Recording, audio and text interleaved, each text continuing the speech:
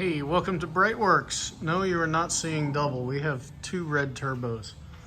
There's one over there, there's one here. But this one is named Beast. So we did a lot of work on Beast pre-YouTube. So welcome to Beast. This will be our next documentation. So what we're gonna do with this one is we are going to build a BTR clone motor for this car. So it is an 86 930 turbo. It has factory slant nose fenders on it and a roof authorized dealer many years ago, 86, put in all kinds of really cool roof stuff, but they didn't do anything with the engine. So over the years, the owners had us, he found an original roof intercooler, and yeah, now the only thing, this thing runs great. The only downside to it is that it leaves a oil slick under it anytime it gets hot. So we're gonna take this opportunity to build a wicked little engine for him, all Group B spec stuff.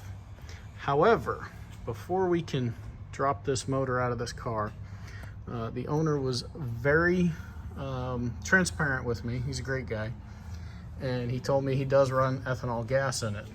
And you can kind of see the aluminum fuel housing's got some stuff on there, but car runs fantastic. It starts better than any other 930. So, and it idles nice too. So what I'm gonna do is, since he's been running ethanol in there, I'm gonna drain the fuel tank, and then I'm gonna pickle the motor with some non-ethanol gas and maybe even an ethanol additive, one of those make ethanol better type things. And what that'll allow us to do is not have the fuel pumps, this will be a 6 to 9 month project, so the fuel pumps won't rust inside from the ethanol going bad in a couple of weeks. So we're going to pickle the motor, pickle the fuel tank, and then we are going to drop this engine out of here. So we're going to keep you along for the ride until we get the engine out. But first things first, we're going to do it from back here. We're going to grab the top side of the fuel filter, and we're going to run a hose out and use the fuel pump to pump the gas out. I wish I had told him ahead of time, before you drop it off, don't put gas in it, because it's got about half a tank in it. So 10, maybe 12 gallons, depending on how good the gauge is. But we're gonna get on that, and yeah, Beast is getting ready for a transformation. It's a very cool car. I'll give you a look at the gauges. It's got the steering wheel with the eccentric spacer. It's got the roof gauges in it. And then I think the shift tower is also different. And then that center console box. And then also, it's got the really cool roof carpet in the back. So, we're gonna get started. We'll follow along. You guys will become very familiar with this sexy little beast. And that's its name. So we got a little fused jumper. You can hear the pumps running. And we're just pumping it into fuel cells. And I built this contraption over the years. It's got a fuel filter in it, made in China, but it attaches directly to the top of the fuel filter. And then you can run it, and it's a much cleaner way than trying to empty these things from under the tank. Done it both ways. This is a lot easier. All right, we got all the old fuel out of it, and we put in about 3 gallons. Yellow is non-ethanol, red is contaminated crap. And then I used a couple ounces of Lucas, whatever. But, because you'll never get it all out, right? You'll never get it all out without running a couple of tanks through, because this is a return system. So any fuel that doesn't get used by the engine gets pumped back up to the tank. So the fuel we got out was all the primary fuel. And then trying to get it out of the reserve is going to be, or get it out of the return is going to be almost impossible. So we'll let it run a little bit. It does two things.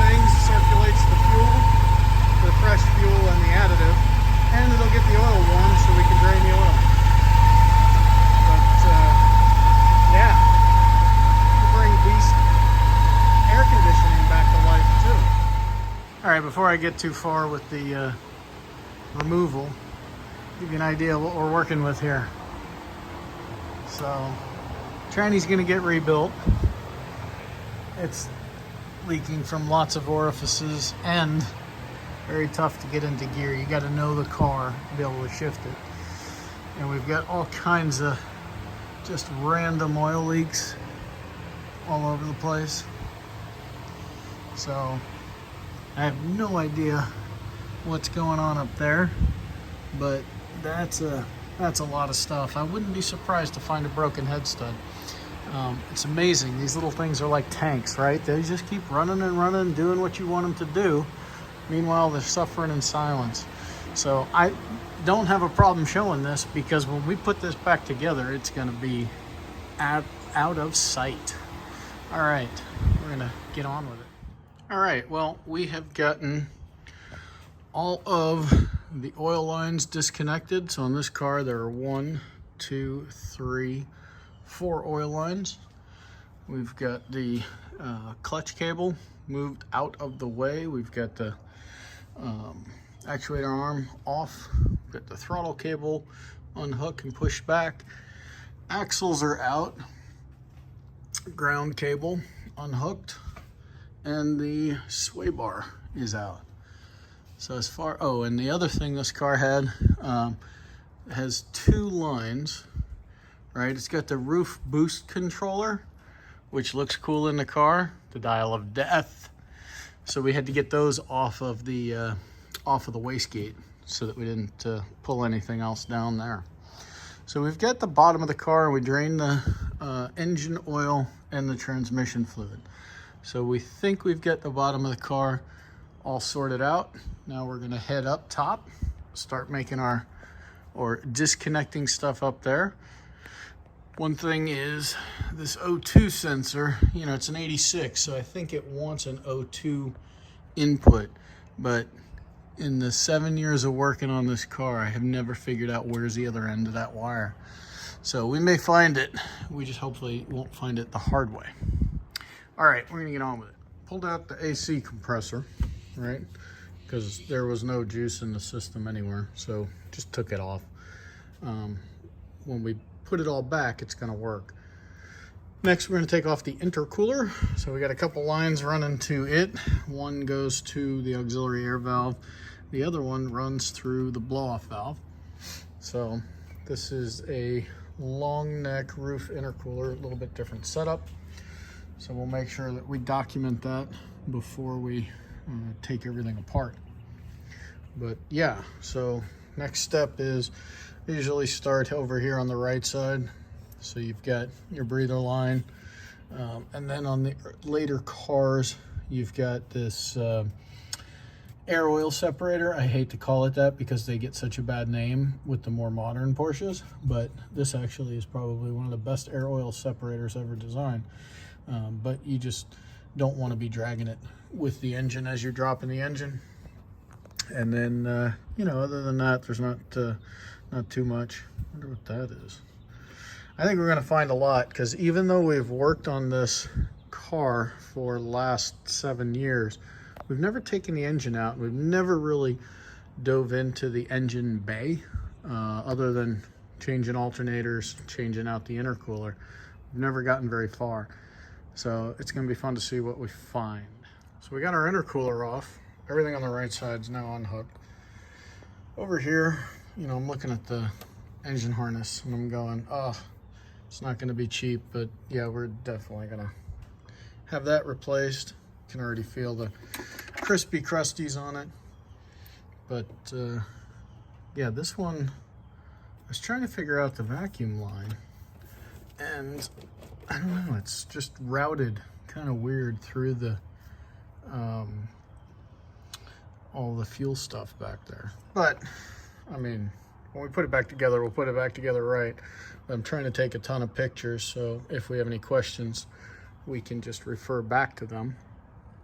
But because sometimes, you know, when these cars get built, especially this car being, you know, a roof conversion, definitely can you know, somebody put their hands on it, custom fabricated some stuff. Like, for example, you know, where the roof intercooler fits, all that kind of stuff. All right, we're gonna take care of the left side and see if we can drop this guy down a little bit. Aha! No wonder I was never able to find the O2 sensor after all these years. So here's the O2 sensor wire, right? Now where does it go? Well, there's a connector right here. So if we detach that connector, then we have it going right back to the factory wiring harness. So we solved that mystery, because normally this would just go straight down through the tins and it would be sitting down there, but that's not how the powerhouse headers are set up. So we've got to remove that. Well, I mean, we don't have to remove it, we just did remove it. But we're getting close. Looks like we got one fuel line left and need to disconnect that guy and the vacuum line. And that should get us really, really close. All right, I think we've gotten everything unhooked.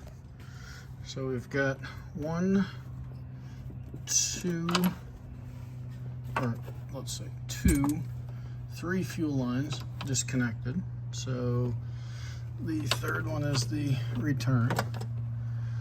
So all the fuel lines are disconnected. We got the main vacuum line disconnected, got all the wiring disconnected, and we've got all the breather hose stuff disconnected.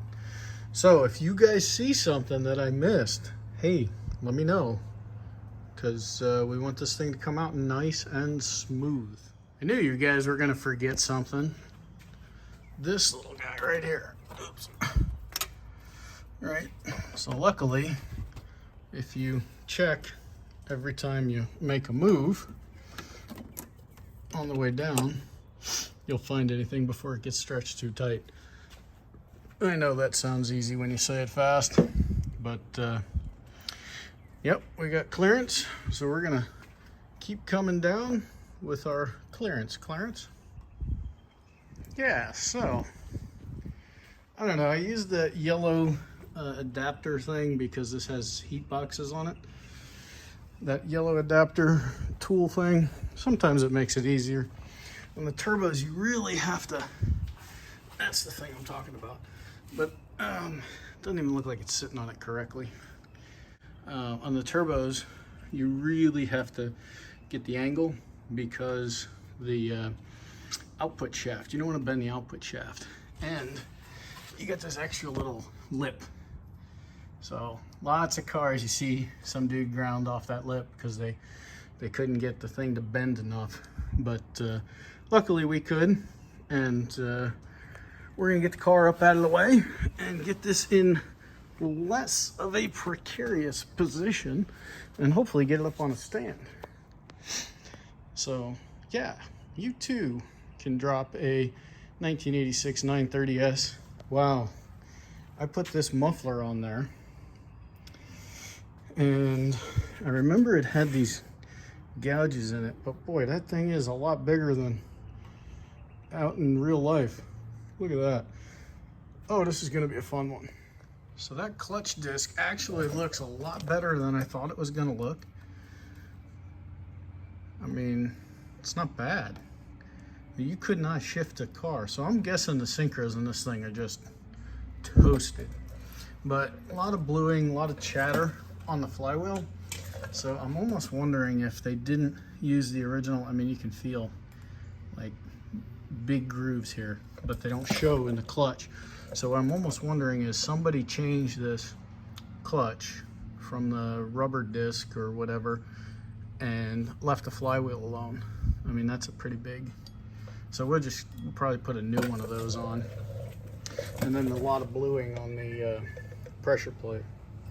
So same thing here. We'll go with one. This thing weighs 30 fucking pounds. We'll go with the, well, we're gonna go with the BTR clone, which is the lightweight version. So we're gonna get that flywheel off just because it's easier to do now than when it's on the engine stand. And then as soon as we get that flywheel off, we'll put it up on a stand. All right, well, there you have it. She is up on an engine stand, and these turbo motors weigh a lot more than regular 911 engines, so don't screw around. Use the 5-arm, the good quality one. But I have to tell you, I would be lying if I didn't say I was surprised at how clean that rear main seal is. I mean, it does look like somebody might have used a little sealant around the outside, but I was fully expecting there to be a mess down there, and there's really not. So that makes me happy, because it means a good chance that the rear main seal will stay good. Yeah, there's some fun stuff. I'm still here. While we're here, let's figure out what the hell this wire is. So, oh shit, that's actually like connected to something. Oh, you guys are gonna definitely want to stay subscribed to the channel so we can figure out what the hell is that. This is really not supposed to, nothing that I'm familiar with. But anyway, yeah, this one has all the 86 toys, the throttle position sensor, all of that crap. And we're gonna keep it. We're gonna keep it stock. Yeah, we'll stay as close to stock as we can. But this is the little hoist tool that I was talking about. And what it does is it keeps you from crushing the heat boxes. So normally on 3.2s, SSIs, you know, you can just lift it right with the boards. But when you have those special boxes, you got to use a thing like that. And let's see, anything of interest up here? I think I'm going to give this guy a quick squirt with the pressure washer, just because when I come back to put everything together, I don't want to get all grungy and nasty. So anyway, everything looks the way it kind of normally does under here. It does look like somebody replaced just the feed side line. Although when you look at that fitting, you go, no, they couldn't have. Oh wait, maybe it's this one back here. Yeah, okay, so it's this one back here. So somebody replaced that one line. I wonder why they only replaced the one line, because we're gonna do tunnel lines on this guy. Definitely needs it. Well, definitely because it sprung a healthy leak yesterday. But yeah, hey, this one's called Beast, 1986 930 Turbo S. So slant nose with the very cool side brake coolers. Notice that it's a real one because, well, okay, it is pre-M505 because it does not have a cooler back here, right? So the cooler is all up front here. And well, it looks like the tire has eaten through that one. But you've got the real front, the real bare front oil cooler. So yeah, when they became 505s, they didn't typically have that, and there's a cooler back here, right? So these are Special Wishes cars. So the Special Wishes cars were built differently, and they're not technically 505s. Although my good friend 930 SE might choose to argue at that point, but we'll have to see what happens in the comments. So, engine out, transmission out. We are going to do some really cool stuff on this one. So follow along. Have a fantastic day. Thanks for watching, and check us out at BreitWerks.com.